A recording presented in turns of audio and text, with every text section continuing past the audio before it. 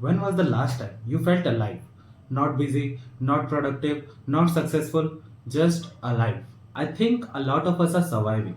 We wake up, we go back to school or our work, we scroll for hours daily. Then we come to our room, we sleep, and then we repeat that process. Over the last few years, I have realized that meaningful life cannot be built on achievements alone. It's built from three things: something that's yours, people who matter to you, and the courage to stop living life on someone else's timeline. These are three lessons I wish someone has told me earlier. Lesson 1: have something that's yours and yours only. I still remember my first day in Department of Community Medicine, and one of our professors asked us a simple question: what you do in your free time? But the way he asked it, there was hope in his voice, as if he is encouraging us to build something else, something beautiful or something artistic outside of our academics.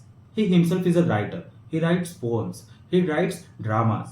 When he talks about writing, you can see it in his eyes that how much he loves it. When my turn came, I said photography. And honestly, those who know me, they know how much I love photography. I love clicking photos, I love editing them, and it doesn't even feel like a chore to me. I can spend hours doing it and not realize where the time went. You can go check out my Instagram also to see the photos I have clicked if you are interested in photography too. Anyways, that's when I realized that a lot of people don't have that one thing in their life, that one thing that only belongs to them. And I think people deserve to have that one that doesn't make them money, that doesn't impress anybody, that doesn't even make sense to anybody, but that's their own.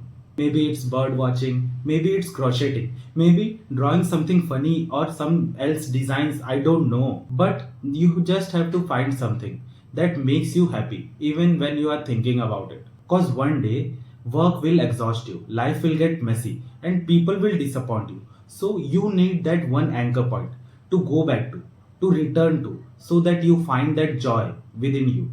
Lesson 2: invest in friendships. The second thing which I have learned is to invest in friendships. Because friendships can make you or they can break you. But here's my take on it: they make you when they leave, and they break you when they don't. Some people walk into your lives, stay for a couple of years, then they just disappear into thin air. You wonder if all it meant anything. Yes, it did. Because not everyone is supposed to stay forever. And some friendships simply get outgrown. People change, life change, priorities change, and that's okay. And I think friendships are a lot like stock market. You invest in it, but you don't realize that you can have a profit way too much or you can have a loss also. Sometimes you get incredible returns and sometimes you don't. And that's okay too. And sometimes you have to accept that it's time and you have to accept it, because it doesn't mean that it was a bad friendship. It just means it didn't give you the results that you wanted. And honestly, that's how life works too. Every single person leaves you with something: a memory, a friendship, a lesson, a different perspective, or a new version of you. So, love people deeply, invest in good friendships, but don't measure their value by how long it lasted. Lesson 3: you don't have to have everything figured out. I think the biggest reason because of which we are unhappy is because we are comparing each other's timelines.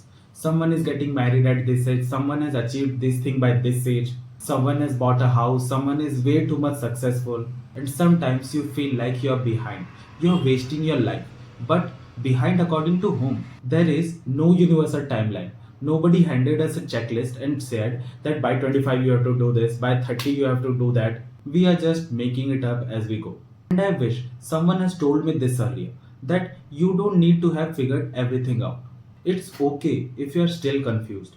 It's okay if you're still looking for answers. And it's okay if you're still changing directions.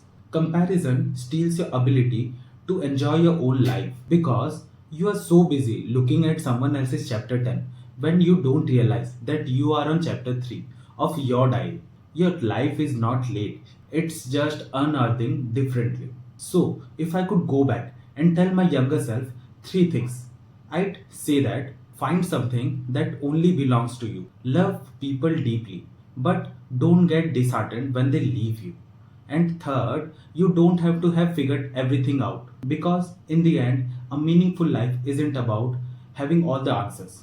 It's about something you love, people you cherish, and the freedom to live life at your own pace. And maybe that's what truly living looks like. So, if you have liked the video, give it a like and share with your loved ones. And most importantly, subscribe to my channel.